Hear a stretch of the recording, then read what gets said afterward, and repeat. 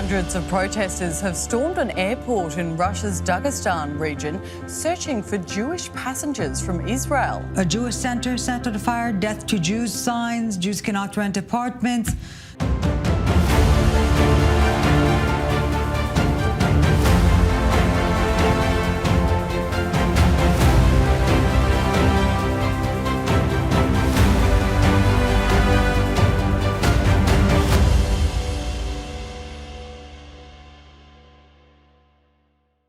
A very, very good evening to you. It is exactly 7 o'clock. I'm Howard Feldman, and it is a pleasure to welcome you to this rather spontaneous webinar. Let me tell you how it came about. Mike and I were chatting this morning on my show, and we had round about 7 or 8 minutes, which was wholly inadequate to get into any of the meat and potatoes of anti-Semitism. Is that a thing, meat and potatoes of anti-Semitism? Probably not. And during the show, Mike and I chatted on WhatsApp, and we said, no, we need to have this conversation. Is tonight too soon? Well, we said, you know what, why not? Let's gather whoever wants to gather. We'll record it anyway. We'll distribute it afterwards. But let's talk about anti-Semitism. Mike, Abel, thank you for pushing me to do this, agreeing to do this, making it happen. How are you? I'm great, thank you. Not sure I pushed you, but all right, fine. I'm being accused of so many things these days. I'll take that one on as well. Welcome to my world. All right, so Mike, just to kick off, for anybody who doesn't know you, hasn't come across your posts, hasn't come across you in a professional capacity, tell us a little bit about you. Well, a businessman. I've been in the marketing and communication sector for about 35 years now, despite my youthful good looks. I've been a public speaker, a writer, an activist against unfairness, and a fighter, I guess, for good things, and to have a more inclusive economy, a more just economy, fight against the perils of our past in South Africa, if you like, and just standing up, I guess, to hate around the world for many, many years in all its shapes and forms. So I guess a man with a healthy intolerance for intolerance, and somebody who enjoys greatly what I do, which is ultimately problem solving through marketing. So hold on. So are you not an apartheid apologist? No, despite the accusations. Look, right. I mean, I was in Zwede, KwaZulu, New Brighton, and Motherwell during apartheid, but that was on the right side. It wasn't on the South African Defence Force side. So no, I can't lay claim to being an apartheid supporter. And for those listeners that are confused about that, because of my support of Israel, particularly over the massacre period right now, people have left out the Israel part in terms of Mike Abel being an apartheid supporter versus apartheid Israel. And for those of you that know Israel and knew apartheid, I still can't see the commonality between the two, but people less educated than I am will have to explain it to me.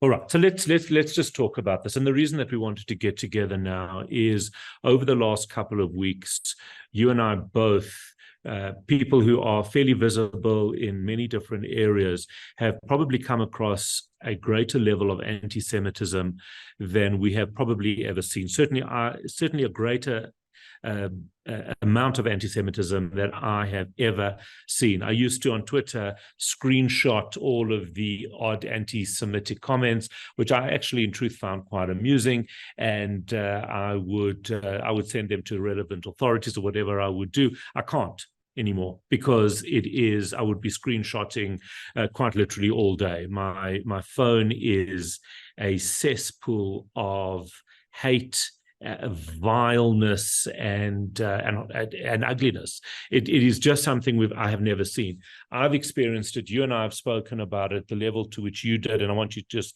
to take us through that, and then we can start talking about what is happening around the world, what are the types of anti-Semitism we're seeing, and maybe we can figure out how to deal with it. Before we continue, there is a question area. If you want to ask any questions, you want to comment, please go ahead and do that. We will see how many of those we can get to. If they're really ridiculous, we probably will get to them earlier, because those are always the fun one. No, I'm not being serious. Just send us your questions, send us your comments, and maybe guide us, because there might be certain things that you want to engage in that we hadn't thought of. So this is a very open and relaxed conversation, which is why we decided to do it. But it would be even more so, it will be even more so if you participate in that. So then, so just go ahead and do that. Right. So Mike, you've always been a traditional Jew. You've been a supporter of Israel, but not a, well, you didn't need to be a public defender until fairly recently.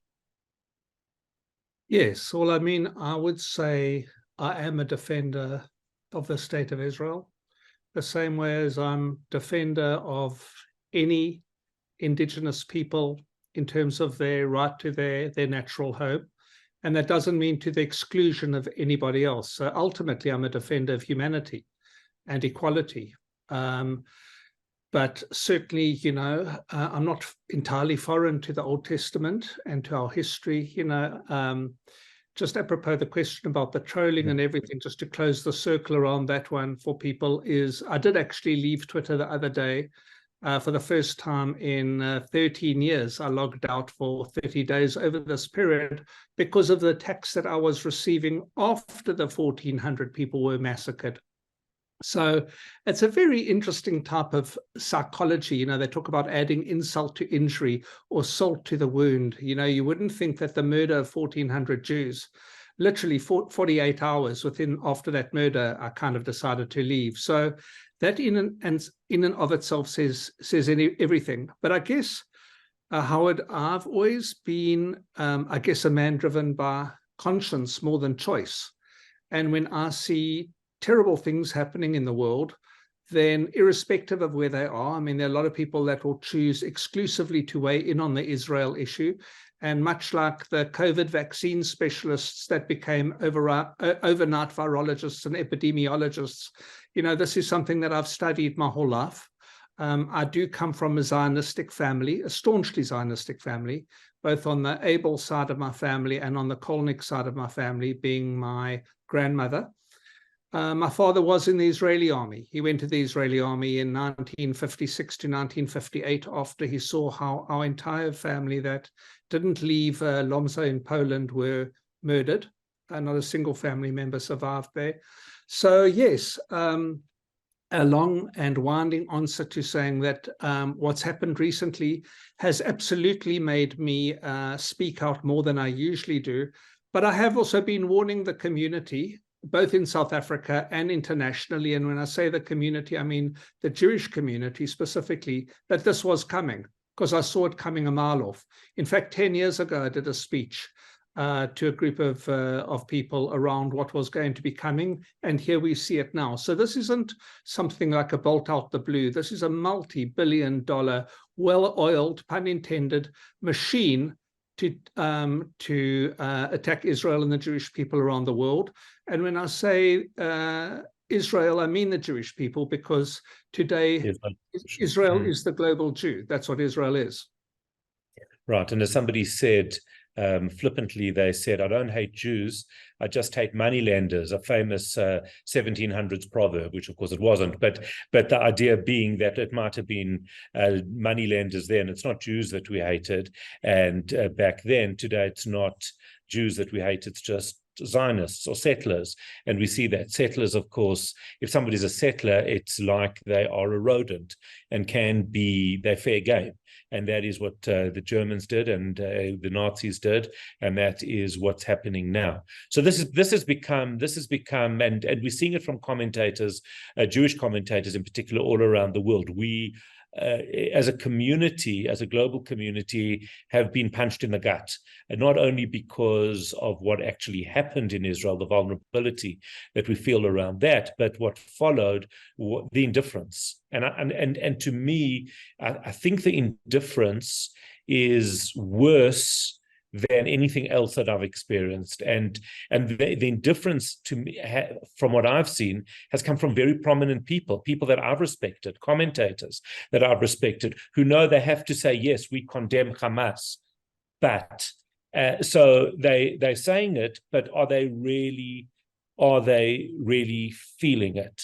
And in fact, what I'd like to do, Mike, with your permission, is look at the different types of anti-Semites that we see today, because there's the whether they're left or right is irrelevant. The Jew haters who are openly Jew haters, the ones that I sent you a thing tonight saying Hitler was right, those to some extent are quite easy. The more difficult ones for me are the intellectual ones who have a very positive image of themselves and don't recognize their own bias. To me, that's the difficult ones. Those are the difficult ones to deal with. And then, of course, then there's people who are simply just almost victims of this tsunami of misinformation. So maybe, with your permission, let's look at the different types. Yes, well, I think the particularly dangerous type today, and I wrote an article the other day that was published in the Jewish Report, which is hate is the new love. And that, for me, is the worrying dilemma here. So historically, hate would always come from the right, traditionally. That person's a right-winger, they're far right. And today, some of the most effective hatred is coming from the left. Not even the hyper left or the ultra left, but the academic left, the woke left. Wokeness in and of itself is not problematic when it is used the way it's meant to be used, in terms of an awareness, understanding something, being empathetic. Where it becomes really dangerous is when it becomes sugar-coated poison. I love them, but if only they wouldn't. I can understand your point of view, but have you considered that? All of these cleverly woven arguments that have got sheer evil hardwired into them. And the NGOs, particularly liberal NGOs, have become the soft underbelly for anti-Semitic infiltration, deliberate anti-Semitic infiltration. Thousands of people have been sponsored to study journalism and to infiltrate mainstream media, particularly liberal mainstream media, for anti-Semitic agendas. People are looking at a whole lot of marches around the world, saying, my goodness, look at that huge march, 100,000 people in London, in Paris, in Sydney, where they're shouting, gas the Jews, note, not Israelis, on the steps of the Sydney Opera House. In Poland, again, may I add, in Sweden, not without an unblemished history itself, with eugenics and everything else in the past of that country. And yet it's now under the guise of freedom fighters. Freedom fighters, you've got something now called Queers for Palestine. So basically, you're talking about a group of people who have suffered enormous hardship as a community in the world. And Israel is the only democracy in the Middle East that fully embraces the LGBTQI community. And yet they themselves are condemning Israel in favor of countries and a particular region where they would be thrown literally off the roof of a building. So stop, Mike. Yeah. They can't be, and it's perplexing, they can't be stupid. Not everybody is stupid. How is it that this campaign has been so successful that a gay person, knowing, they have to know that in Gaza they'd be killed, in Iran in Gaza they'd be thrown off a building, in Iran they'd be hanged. They know this. They have to know this. What happens? What happens to the brain? Does it glitch? Well, I think it's who's first in line in terms of the enemy here. So I suppose they do know that. I suppose they're not planning themselves on going to Gaza or Iran or wherever else I'd be, attacked or murdered. So it's easy from behind your mobile phone powered by Israeli technology to condemn the state of Israel. And they do. without consequence. I think if you had to offer them a one-way first-class ticket to any of those areas, they'd probably politely decline it. And if I had to advise them, I would advise them to decline it. And if they had to go anywhere, then go to Israel, because Israel will forgive them, actually, for everything, because it's a country that doesn't judge, blame, and hate. Of course, Israel's not perfect, and we will talk about that. So this whole left or woke movement, I've spoken, and two of the conversations that I've had recently on my show stuck with me. One was a professor of gender studies in Israel, and I spoke to her last week, and she says she feels completely abandoned by her sister organizations. Here you've had a situation where women have been raped and brutalized in the most extreme way, rape being used as a weapon of war in a classic way, and she hasn't heard a word from any other department around the world. That was the one. And then today I spoke to a guy, he's part of an organization to save the Dead Sea, and he spoke about how they would work together. They were working together for water rights, for the future, for Jordanians and Syrians, and many people within their organizations lived on the border of Gaza and would shuttle people, for the Palestinians, back and forth to hospitals if they needed it. They worked together for peace. They were peace activists. And he just went through one after the other who had been murdered or taken hostage. And he's broken because he doesn't know where he stands. His whole world has been totally upended, and we're seeing this across all of these areas in Israel. But somehow it's still not landing, because it's still not being felt. It's still indifferent. Yes, well, I mean, there is the great silence. There was the great silence during the Holocaust.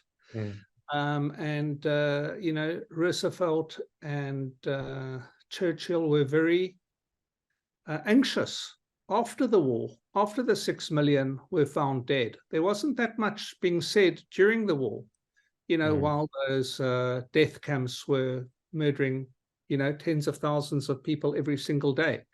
So we have another great silence now, and aided and abetted in many ways, Howard, by mainstream media. I often think to myself, with a degree of sympathy, actually, had I not been Jewish, what would I think of the Jewish people? And what would I think of Israel if I didn't have a number of Jewish friends or Jewish people that I worked with? Because the demonization is so complete in terms of the mysticism.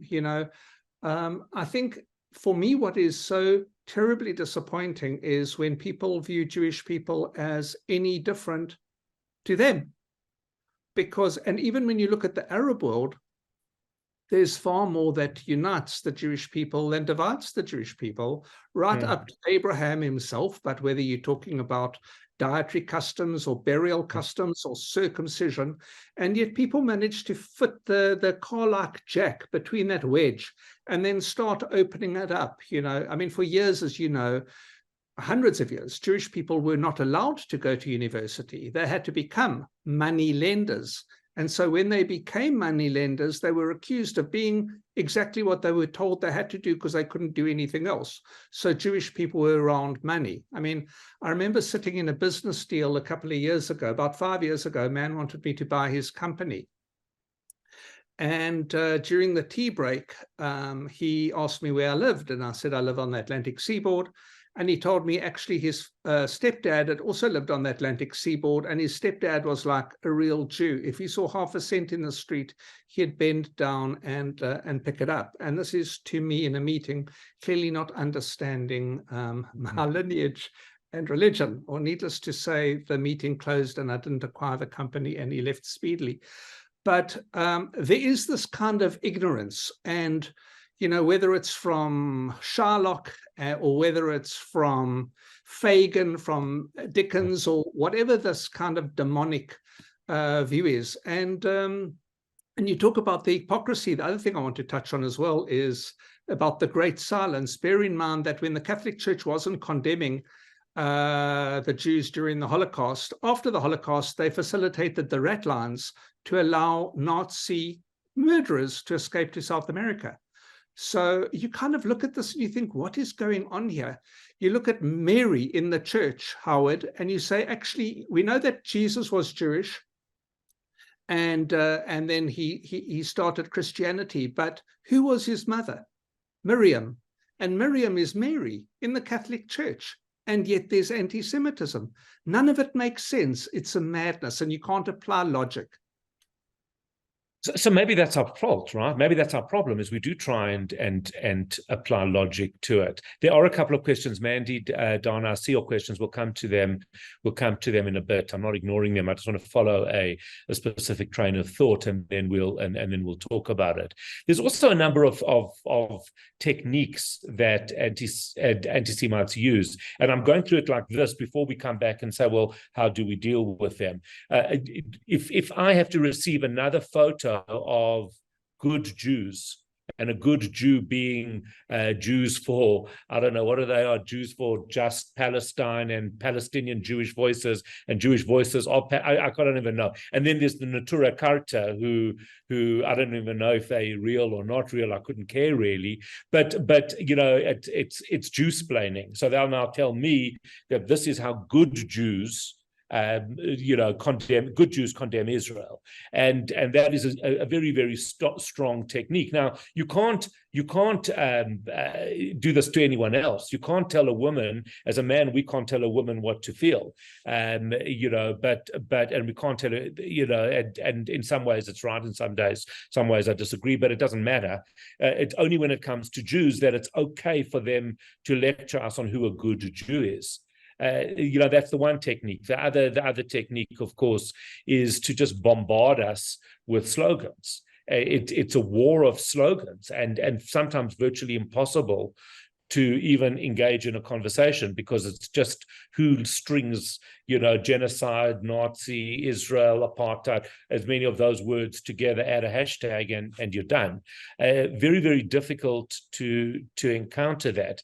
I mean, do you think there's a school for anti-Semites? I mean, do they go through these lessons? For sure, there's a very, very good school, other than Everyday Life. Maybe Cornell.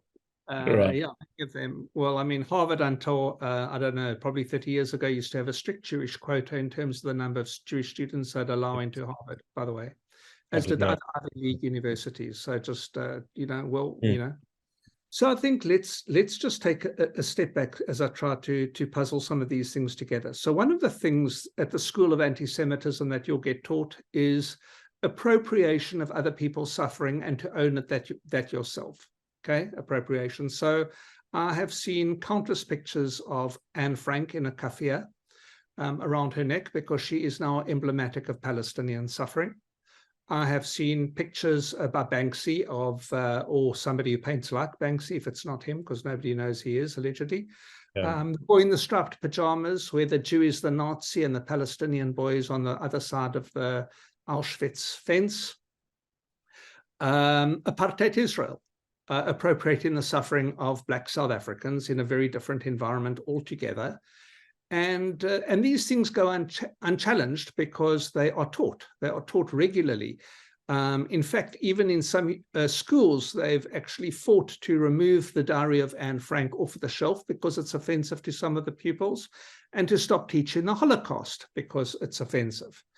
I think one of the people who actually wrote his doctoral thesis on Holocaust denialism is Mahmoud Abbas, Abu Mazen, who is the moderate side of this argument right now.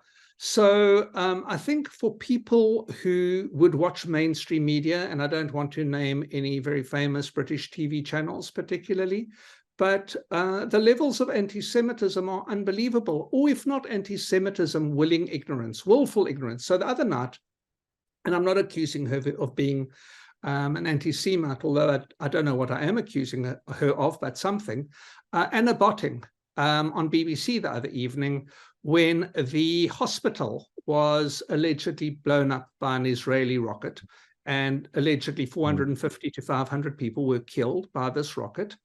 Without any investigation whatsoever, Sky, BBC, CNN, and all of them immediately condemned Israel, 100% trusting a genocidal organization, Hamas. When I say genocidal, that's not my accusation. That's what they tell you they are. They are there to kill Jews and the state of Israel. They'll hunt a Jew down from behind the rock, and they will say, here's a Jew hiding, and we will kill them. That's what Correct. they say, the charter. Correct. And so, they believed that. And then once they did a bit of investigation, and once the global community weighed in, and once independent forensics were in, they suddenly discovered it was actually a jihadi rocket that had fallen short, like so many, 30% of all jihadi rockets do fall short, that had now allegedly not blown up the hospital anymore, now that it was a jihadi rocket, but it was the parking lot, and it was no longer 500 to 450 people. It was now a much smaller number that none of these news channels are commenting on. Now, it's an interesting thing, Howard, because up until the attack in Israel this year, the massacre, there were 14 times the amount of anti-Semitic incidents this year to date versus last year to date in the UK. 14 times, okay? And last year that they're measuring it on was a record year of anti-Semitism. Okay, 4 times in America, 4 times in France, before the attack on Israel. So when people say, well, this must be Israel, well, then you've got to ask. It didn't happen in a vacuum. Yes. Yeah, it doesn't happen in a vacuum. It didn't happen in a vacuum either that the Grand Mufti of Jerusalem went to go and see Adolf Hitler in Jerusalem to help with the final solution in that region before there was any Israel. So how do you blame a future country for something that happened in the past? And then, obviously, there's this great story that Israel has stolen land. And you look at the 1929 Palestinian soccer team, which was accredited by FIFA at the time in 1929, and 70% of the Palestinian soccer team is Jewish. Now, how does that happen? Very interesting. Yeah, how does that happen? 70% of the Palestinian soccer team is Jewish in 1929. And so when the United Nations divided the land, British mandated Palestine, of Roman descent in naming, they gave a little speck of land to Israel, and they gave 2 specks of land to the Arabs. Divide and conquer, as they like to do. We've seen India, Pakistan. And so then what happened is we accepted our little scrap of land, and the other land has now been occupied by us since then, when it hasn't. So the whole narrative is wonky, and there's no perfect truth. But what you need to be able to do is to deal with the truth. Now, if anybody on this call thinks because Mike is horrified by the 1,400 people that have been murdered in Israel, or the 200 people that were mowed down and murdered and raped at a concert, or the 200 plus people that are currently hostages in subterranean terror tunnels, don't get me wrong, I do not feel any less horrified than any civilian death in Gaza. Life is life and death is death. You can hold 2 truths at the same time, okay? But don't tell me I'm not allowed to feel this about Israel, and I'm not allowed to feel this about Jews, and I'm not allowed to understand that the people that run Gaza are sworn to the annihilation and destruction of Israel. And when people around the world sing, from the river to the sea, they do mean the total destruction of Israel. And they either know it or they're stupid. It's one of the two. Know or stupid. Maybe ignorant. So what about our academics here in South Africa? Because you and I know, I've had and we've had many arguments with intelligent, kind people in general, in every other area, who we probably would agree with in 90% of those things. But when it comes to Israel, they talk Nakba, they talk about Gaza being an open-air concentration camp. I don't even know what an open-air concentration was Auschwitz indoors. I don't even understand this open-air thing. But the language that they're using, and they're quoting figures. I mean, the way you think that 600% of all deaths have been children, and 530%. Like it's a madness. They believe, as you said, about the hospital of 500 until they don't believe it. But then 3 days later, they'll quote another figure from Hamas's health officials. They can't, and their view of themselves is one that is very, very strongly protected. And that's, I think, why they become so angry when challenged. So how do we challenge them? They can't cope with being challenged. They can't cope with being with somebody holding up a mirror. And yet we don't have a choice, because people have got large followings and they are repeating the most ridiculous things and getting away with it. Yes, you're absolutely right. And when you see what's happening on those university campuses now, and people walking around with placards of the Magen David, the Star of David, in a dustbin, and clean the world, you know what people are talking about. And that doesn't, they say things don't happen in a vacuum. That didn't happen in a vacuum either. They didn't wake up yesterday and become anti-Semitic and want the elimination of Jewish people. All that's happening now is it's a little bit more accepted today. They're in good company. So to answer your point directly, I have many people who follow me on social media who agree with everything that I say. Literally, I mean, they are big fans. Until I comment on Israel, and then I become a fool. Fans as well, yeah. Yeah, but when it comes to Israel, I can understand anything else. I can offer a theory on anything. It might, and they will love it. Whether it's on you're wise, yeah. Yes, I'm wise, but not on Israel. Then all of a sudden I become foolish. Now, I'm entirely fact-driven. I have no tolerance, Jewish or otherwise, for bullshit. I don't know if I'm allowed to say that on your program, but it's on a program. So I don't know who to ask if you're allowed to say that on. Okay, we'll see if the moderator shuts us down. But right, exactly. Marco, we're okay so far. I've already been told, Mark, that I shouldn't be drinking whiskey on a webinar, so I do apologize. It's not whiskey. It's just, okay, it's whiskey. Fine. Sorry, carry on. So don't worry, I've got a bottle outside with a straw for afterwards. But what I was going to say to you is that you spot on that liberals, academics, and as I said, these organizations have all been infiltrated deliberately by hate organizations. I need to stop you there, because you said that before and I meant to come back to it. Deliberate. You've said it twice, which means, I thought you meant it the first time, but now I know you definitely mean it. Yes. What do you mean deliberately infiltrated? Yes. So when you look at organizations that start off with a good cause, a solid cause, a rightful cause, for example, Black Lives Matter. Black people in America should not feel under threat by the police or otherwise.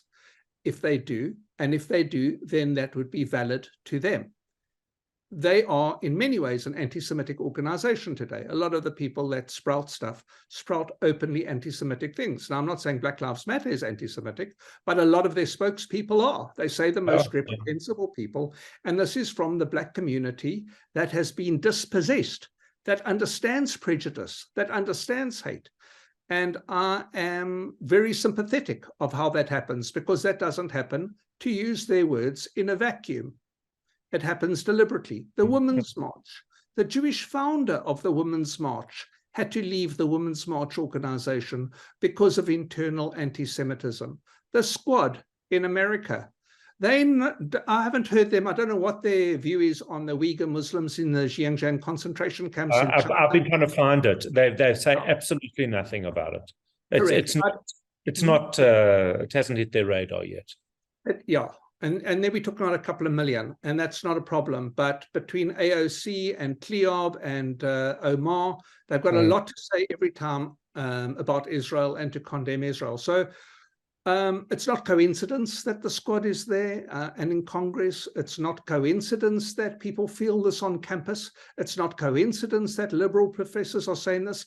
It's not coincidence even that the Jewish community, the liberal Jewish community, has been infiltrated by anti-Semitism itself, where you've got people that were infants during the Holocaust, and because they've got some kind of a remote attachment to Judaism now in their 70s and 80s, they hauled out in order to condemn the Jewish people. Quite a few Capetonians, Mark. I don't want to point fingers or anything, but it's quite trendy in Cape Town. Yes, it is. And you know what, for me is... I was sorry, I didn't expect you just to agree with it. completely, and I know who they are. And it is, let me just say that. So for me, the interesting thing, how it is, I hate intolerance. I will never practice intolerance against anyone else. So why are people under the guise of intolerance, under a hatred for intolerance, demonizing other people? Why is that happening? Interesting that. Well, in fact, Mandy asks the question, what are your thoughts on Jew haters like Zapiro? I don't want to talk about Zapiro in of itself. I can't tell you if he's a Jew hater or not. But there are many Jews, and there's one that's been all over social media. I don't really know who she is. Would you mind? And we see a lot of these. We do see a lot of Jews who turn against us in this regard, and of course they are held up high by these organizations, so they get a certain amount of fame. Yeah.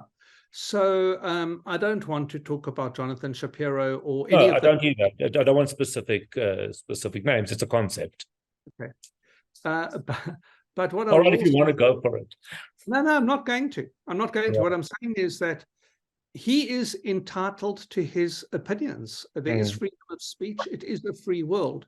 But that doesn't mean that his opinions match my life experience. He obviously has a different life experience, and a lot of the other people. So I'm not going to stand here and condemn them. What I am going to do is disagree with them. I can't understand the point of view that they're coming from, and I come at it from a humanity point of view. I see no reason to demonize either side other than the people that say to me they want me dead, because I don't have it within me to say, oh, they're talking nonsense, they don't really mean it. You know, Howard, when they said they we know they do. No, but whether they do or don't, they've said it. So who am I to say Hamas, Hezbollah, Iran, you liars, you don't really mean that you want us dead. That's not true.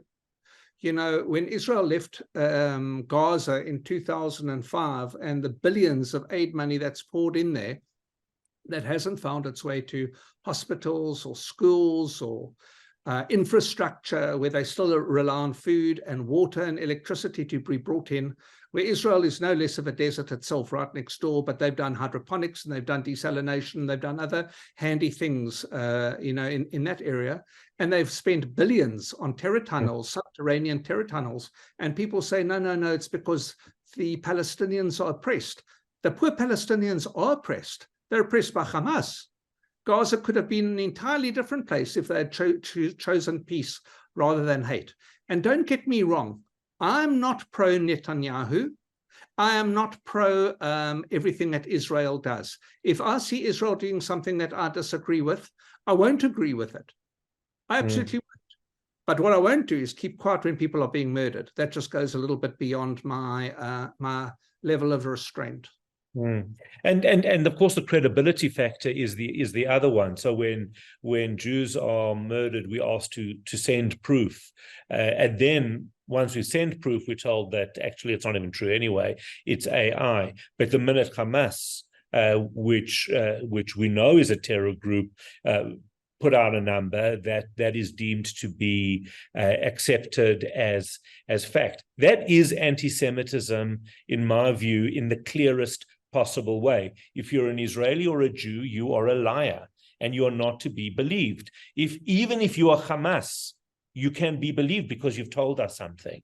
And why would you tell us something that's untrue? That to me is the epitome. That's, I think, what I find hardest about this whole discussion is that as a Jew, we are told we have no credibility. That's right. There is no other way of interpreting what you just said. And just imagine the levels of grotesqueness to be arguing about how many were beheaded or shot or burnt or any other way that these poor children were murdered. And when you say, okay, well, maybe it wasn't 40 that were beheaded, but maybe, 5, because the others were just shot in their crib. Aha, you see, there you go. You lied. You lied, as opposed to, well, there's still a dead child. There's still a dead grandchild or sibling. And so it does cut your credibility. And when a self-proclaimed genocidal movement has got more credibility in terms of what they say for the media than highly credible people on the ground filming it, it speaks to a level of madness and sadness that is, I can't believe we're having this conversation, Howard, in 2023. Here we are in October 2023, almost November, discussing the level of Jew hate around the world. And I wish I could say it's not Jew hate, but as I said, I'm not prepared to fool myself here, because I've heard them saying it. That's what they're shouting at the marches. So talking about lack of credibility, let's just talk about Naledi Pandor for a moment, because she seems to be a chapter in of herself. She's either gone rogue, because we are seeing her reaching out to Hamas, where diplomatically she was actually not allowed to do so. The president's office denied it initially. Then when they admitted it, they kind of backpedaled and said, well, she was just reaching out to offer humanitarian support. I have no idea why they caused the problem in the first place. But then we see a statement they put out today, clearly not written by Durko, embarrassing, right? Repeating rumors and unsubstantiated facts, definitely written by a hysteric from the BDS movement. There's absolutely no doubt in my mind that there's been some capturing that's gone on there. It's horrifying. We've got a president who is happy to wear a Palestinian scarf when the country is desperate for him to focus on South Africa and the terrible, terrible mess that they have made of things. And yet somehow they are still confident enough, embarrassingly so, to run to the United Nations, fly to Iran, and meet with these world leaders, all in the name of the Palestinian cause. Can you make any sense of it? Well, they're fighting against apartheid Israel. And so they are South Africans, and they have had this narrative sold to them, and they have bought it, sadly, lock, stock, and bail, without going to investigate what does apartheid Israel mean. And apartheid Israel, for many Black South Africans, might mean that in Israel, Black people are second-class citizens. That's one of the interpretations I've heard many times. That might not be what the BDS movement intended, or maybe it is, when they invented the term and marketed it the last 20-something years. And these movements, particularly BDS, has been extremely successful at infiltrating the ANC. I mean, the ANC, if you look at their struggle history in South Africa, if Jews number 1 in 1,000 people in South Africa, or less actually, as it happens, 1 in 1,000 in the world, less in South Africa, the vast majority of people in the ANC that were white were Jewish. Be it Albie Sachs, be it Joe Slovo, be it Ruth First, be it Ronnie Kasrils, and then the head of the party, the Liberal Party, the Democratic Party, PFP, that was fighting it in Parliament was Helen Suzman, another Jew. And then people like Tony Leon took over from her. And so we have a rich history. Johnny Clegg, whose songs were all about ending the struggle, and during apartheid, how we all danced to Savuka and Shaluka, when we weren't allowed to be in the townships, myself excluded. David Kramer, who spoke about the dispossession of colored people in District 6, Jewish. Peter Durkheis, Adapt or Die, and poking fun at the National Party, Jewish. So the Jewish voice fighting Arthur Chaskelson, who defended Madiba, and all of those people. And so there's this narrative now about somehow Jews/Israel supported apartheid. Well, during most of apartheid, Israel was facing an existential crisis every day of its life itself, as this flea-bitten, tiny little country smaller than the Kruger National Park, aside from trying to support or dismantle apartheid in South Africa. And if you look at the credentials of Israel during those years versus any other country, while they've been chosen to be demonized, aka the United Nations demonizing Israel 35 times more than everyone else. Now let's cut to Naledi Pandor. Naledi Pandor, and it's important that I state this, I have zero, and when I say zero, I mean zero, Islamophobia or dislike of any religion whatsoever. And anybody who knows me will tell you that I am surrounded by my closest are Muslim people that work with me every day for years, for decades. So I'm not doing one of those, my best friends are Jewish. Right. Okay. This is real, and I love them like they're my siblings, and I trust them implicitly. So let me put that on the table. So when I make the next point, people don't say, oh, well, it's Islamophobia, because it's not. It'll be your own prejudice if that's the way you interpret it. Naledi Pandor converted to Islam a number of years ago. She's Nadia Pandor. Now, I'm not saying that that is why she is anti-Semitic at all. But there is a theological thing, depending on which side you fall, because there are a lot of Islamic people and Muslim people who say to me, this is not the way of the Quran, and it's not the way of the Quran. And then there are a number of other people that quote these horrible chapters that say, actually, you are our sworn enemy ever since Abraham chose Isaac, not Ishmael. I find that a tragedy, Howard, an absolute tragedy. But I don't know where Naledi Pandor or Jesse Dangor Duarte, the late Jesse, all of them have fed this strong anti-Israel narrative. But I don't know how they've, they haven't supported the Ukrainians, as we know. I don't know where they stood vis-a-vis what was happening in Zimbabwe all these years with Robert Mugabe. Well, we do know. Well, we do. They weren't supportive at all of Zimbabweans. They remained silent. What was it? Silent diplomacy while Zimbabweans died. Yeah, and fled their borders to here because they needed our help and our support, rightfully. And back to the Uyghur Muslims and atrocities around the world. These people have got very bespoke causes. So I don't know why Naledi has made this her personal crusade for a long time. There's scarcely a speech she makes that she doesn't weave in the demonization of Israel. I don't know why. I don't know what the Jewish people have ever done to her. I don't know what Israel has ever done to her. I don't know if they ever needed to do anything to her, but I find it a great sadness. And as for the president, I don't know if he necessarily arrived at that NEC meeting with his own kafir or scarf and flag. I think he probably arrived there. Somebody had organized the whole thing, pulled him into the middle of the photograph, and put a scarf around his neck and a little waving flag in his hand, and he waved the flag.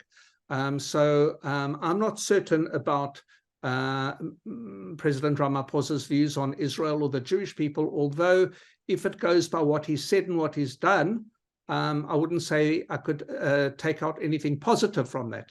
So he hasn't demonstrated anything to me that would think that he was a friend, per se, of the Jewish people or Israel. We do need to wrap up. Melanie's asking an important question, and it's a question that many of us have wondered about, is how do we deal, what should our expectation be of our non-Jewish friends? Melanie is saying, what is the right response to our non-Jewish friends who have not reached out for us? For me, the silence is very, very worrying. Should there be an expectation that people reach out and say, are you guys okay? Should they understand how globally connected and interwoven the Jewish community is, and that if somebody said, I don't have a sibling in Israel, but I've got 7 million members of my family. Is that understood? Is that a reasonable expectation? Yes and no. So putting the shoe on the other foot, let me say this. If, God forbid, there was a terrorist attack at the Vatican tomorrow, and a whole lot of Catholic people were murdered, would I go to my Catholic friends and say to them, I'm so sorry about what happened at the Vatican? I don't think it would occur to me. I don't. And it's I think it would occur to me. It's interesting. As you were saying it, I was thinking it might. I think I probably would, but I don't know. Maybe I wouldn't. Okay. And it wouldn't be me being cold or unsympathetic. It would be me looking and saying, wow, that's a tragedy. That's horrific. What a terrible, terrible thing to have happened. So you need to think through, for a lot of people, your friends are Jewish, they're not Israeli. And I don't think you understand the inextricable link between Jewish people and Israel from a religion point of view, from a history point of view. And from an insurance point of view, and when I say insurance, we know what happens to Jewish people around the world without Israel. You know, whether it was the Spanish Inquisition or it was the Pharaohs, or it was right now, 3 weeks ago.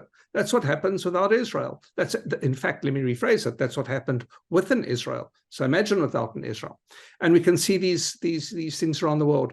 If you had to say to me, Mike, if you had to see a terrible earthquake or the monsoons or the rains in India that has killed so many people, have you gone to your Hindu friends, of which I have many, and said, I'm so sorry about what's happened in India? I haven't, Howard.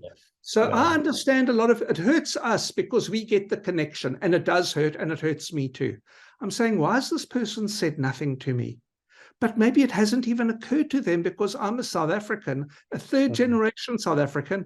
And what's just happened in Israel got to do with me? And I have to make room and space to be in their shoes as well, that they're not understanding the pain that I'm in. And that is why on Facebook and other things, I write so much about it, because I've left no illusion to people how I'm hurting right now. No illusion. So should we all be doing the same? Should everybody who's on this webinar make sure that people know that this is what we're feeling right now? I think everybody must behave the way they feel is authentic and true to themselves. You know, as they say, the only true happiness is to live your own life in your own way. So I'm not going to tell people how, but if you do feel that your friends have betrayed you or have let you down, and I have put a number of posts up on Facebook saying that silence is in and of itself an answer. And if people don't choose to respond because they still don't know what I'm talking about or don't think it responds to them, that's fine. But I think that what we also need to do, because I'm conscious of having little time left, is, I don't know, you know, I went to a Jewish day school before I went to my Anglican boys' high school. And I never heard a single negative word about Muslim people or Christian people or otherwise at school. And I've never heard a negative word about Muslim people or Christian people or otherwise in shul, in the synagogue, ever. I can say in 56 years, I've never heard hate preached against anybody else. And if I was in a room and I heard hate spoken against a people, Muslim, Christian, Hindu, Buddhist, Baha'i, anything, atheists, I would stand up for those people. I would say that's not okay. That is not okay. And I expect people to say that's not okay. I think it's right for people, if you're seeing your friends, children, or your friends being attacked on campuses around the world, or people saying gas the Jews, or posting despicable things and memes and laughing. I saw Huffington Post the other day, did a cartoon. One was the two identical. One was Auschwitz and one was Gaza. So once again, the Jews that were killed by the Nazis have now become the Palestinian killing Nazis themselves, the appropriation of suffering. Don't allow it. Speak up. Find your voice. Find your spine. Find your balls. Don't allow it. Don't allow it. I won't allow it. And if somebody says to me it's good what's happening, that civilians are dying in Gaza, I'd say it's bloody shocking. It's horrific. It's a tragedy. Of course it is. Of course it is. And don't turn it on us that is happening because we now support it. No, we don't support anyone. I certainly don't support any civilian death, and I'm sure you don't either. 100%. 100%. It is absolutely a tragedy, but we need to, and we need to hold people to account. And as Mark said earlier, if it's Israel, hold them to account. If it's Netanyahu, hold him to account. If it's Hamas, hold them to account. But unless we're holding the Palestinian authorities and Hamas and everybody else to account the way in which they need to be, unfortunately, we won't move forward. You can't, because if somebody gets a free pass like Hamas is getting at the moment, from the rest of the world, then unfortunately we can't make progress. We do need to leave it there. Mark, Abel, thank you. I think that was a very, very important conversation. If we are going to be creating. There is a few more comments. And Sulaiman Kindi says, when Mark says horrible chapters, is he referring to the Quran? But no, we unfortunately don't have time. How does he reconcile? I want to answer that. I want to answer that. Can you see the question there? I'm not sure if you can. I've seen it. I've seen it. Right. When I say horrible chapters, There are chapters that are quoted all the time that I do not believe are representative of the Islamic religion.